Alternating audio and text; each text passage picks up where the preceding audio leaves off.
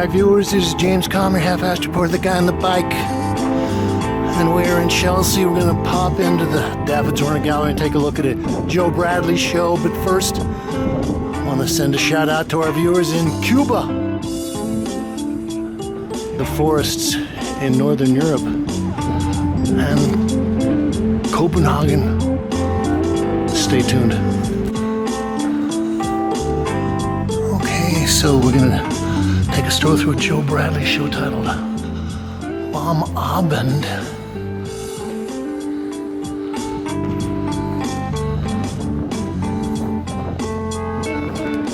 Okay, we'll make our cursory stroll through here. This is a salon collection of large paintings.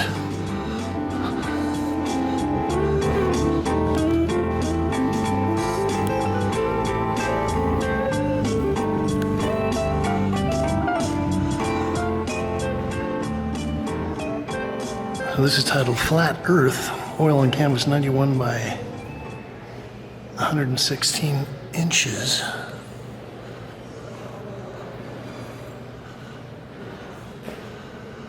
So this is a very impressive show. You can go back in the files. I think we've got at least a couple of Joe Bradley shows. I think his last show was at Petzl, and that was also a show with some impressively large paintings. I think Joe has been getting a lot of attention lately. I know I saw some blog photos of him with Agnes Gund, and he was donating some prints to a project that Agnes was working on.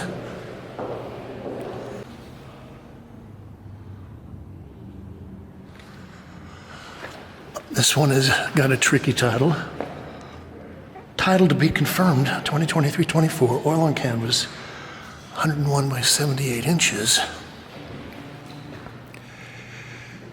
Well, we've been watching Joe's work. Let's see, I think, maybe the first time I saw a selection of this was at a painting show at the Met, perhaps. Maybe it was the Modern. It was curated by Laura Hoffman. Something about, was it the Modern? The Perpetual Now. And, well, Joe had a couple of series of paintings, I believe in that. One of them was very jokey. It was just like line drawings on canvas.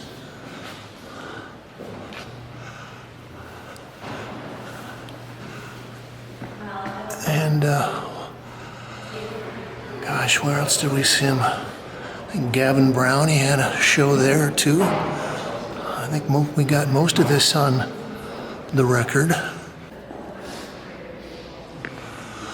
Okay, so I'm seeing a pattern emerging here.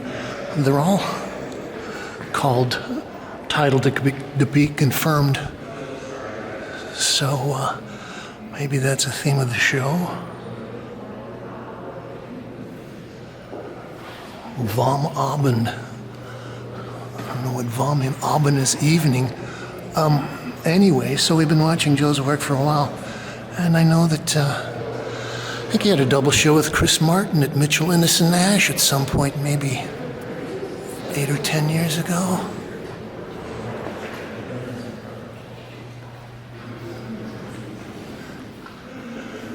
I think what people appreciate about the work is that, well, it's still handmade, it's brushy, it kind of carries on the heritage of the New York school, abstract expressionism. He also gets some of the ironical juxtapositions of the neo-expressionists, and by that I would mean some of the People like Jean-Michel Basquiat, Schnabel, Kuki Kia Clementi, the Three Cs, the Italians, and maybe even some of the Heftig painters, George Baselitz, Immendorf, Kiefer. But I do think that Joe has developed very wonderfully as a colorist.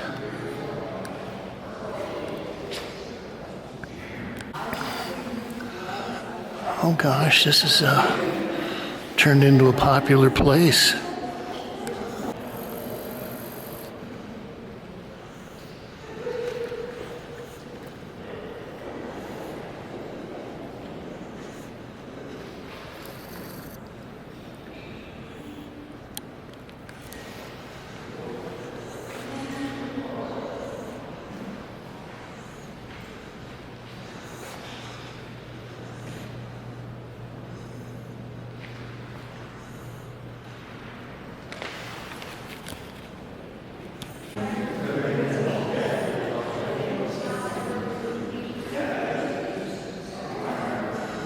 It's also titled To Be Confirmed. 93 by 128. So a lot of these are in the 9 by 12 foot category size.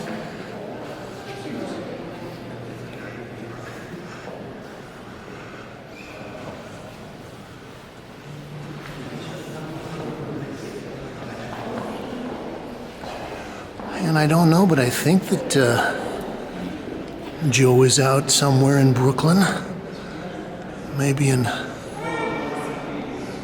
Greenpoint or something. Could be wrong. I think that he might have gotten a larger studio somewhere upstate, maybe, but I know that he was friends with a lot of people over there.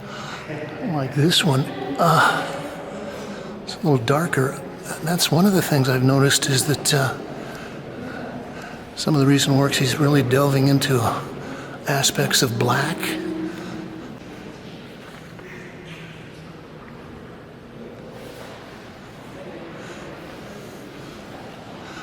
Okay, I wonder what's going to happen when we finally start to confirm some of the titles on these. I don't know. This is 83 by 110. Okay, so that's just 7 by 9.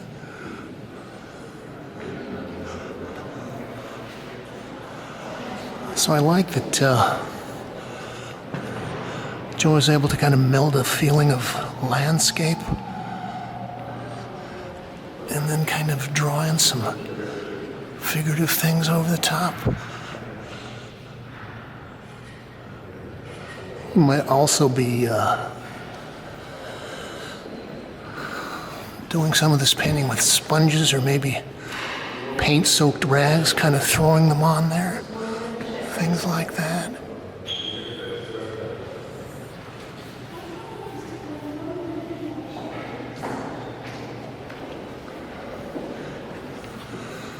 I think it's also interesting that, I might have mentioned this in one of his other shows, that although these are large, kind of abstract expressionism, that they are putting frames on them, little shadow box frames.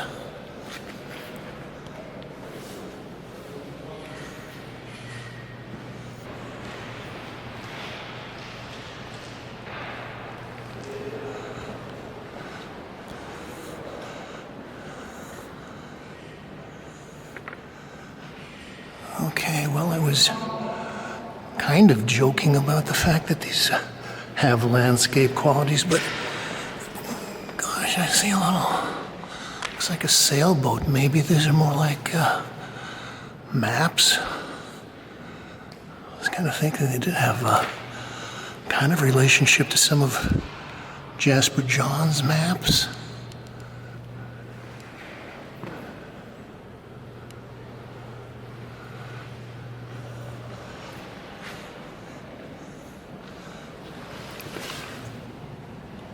Some of this is looking like it's flaking. Okay, that's always interesting. Also, I think if you look at a lot of his compositions, he's got some interesting things happening in the margins.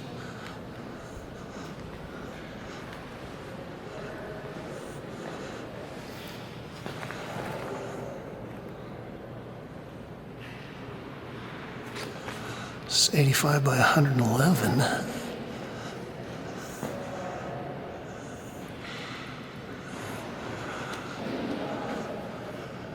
Okay, so I am looking at some of this, and you can see part of the, looks like a fold in the canvas. So maybe he's painting these unstretched and then doing some work on them, and at some point he puts them onto stretcher bars and keeps working, doing other things.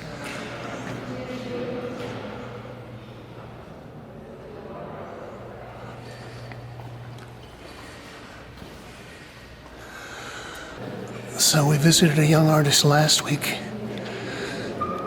Jamie and Giuliano Villani, and I was commenting on how it was so interesting, gratifying to see how her career has developed. And, well, I guess maybe that's one of the things I enjoy about continuing the Kalm report is that it's interesting to watch people's careers as they develop over time, long periods of time, 10, 15, 20 years. Kathy Bradford is someone else that I've covered for a lot of years, and it's been great to see how her career has developed. And so I've seen Joe kind of move from a recognized artist to being, here at David Zwirner, which says a lot.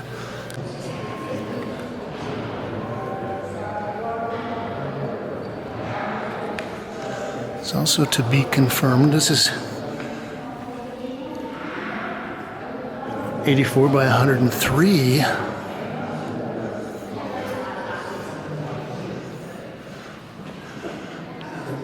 I also like the way that Joe kind of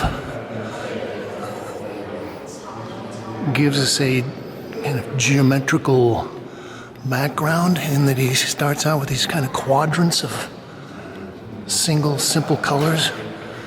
So we got a cadmium yellow medium, we got cad red light. That looks like a turquoise blue, the blacks. He's got a couple of pinks and mauves that he throws in. And then he develops these kind of squiggly drawing forms over the top. Also, I like the drawing in white.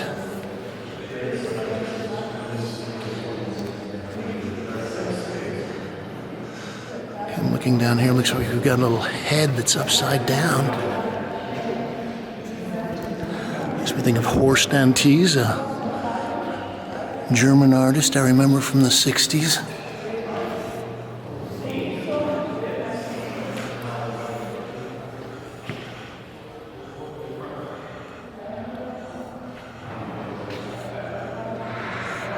And even his sections of black have got a lot of stuff going on underneath the surface. So you've got blue, pink, yellow, whatever you would call that, under a kind of a woven network of brush strokes.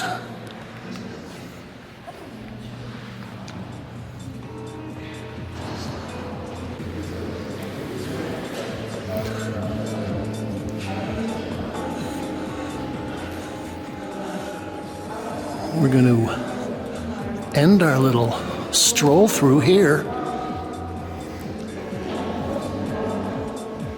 It's 83 by 100. Probably the most simplified piece in the show.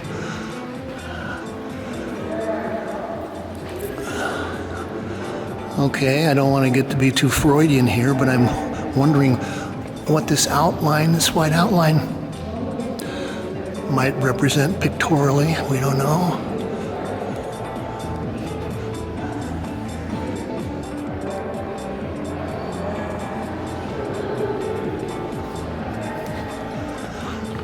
Yeah, these surfaces are wonderful. I think Joe's got a great vocabulary of dry versus matte versus shiny. A lot of clumpy things built up underneath there. I know that a lot of his pieces actually used to have things that looked like they were on the floor of the studio for 6 months, all kinds of what looked like footprints and smudges and paint stains and splatters and drips and slathers.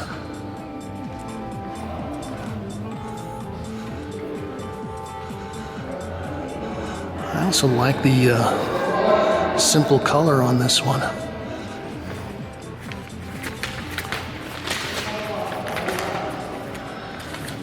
James Kalm reporting on Joe Bradley, Vom Abend, here at David Zwirner Gallery in Chelsea. You can like this, share, link it up to all your social media sites. You can talk about it, and you can leave your thoughts, ideas, comments, criticisms, and reviews below, and you can subscribe. And, well, we don't know how much longer we're going to keep the Kalm report going, but as long as we do, we're also going to be asking people to say, thank you, Kate.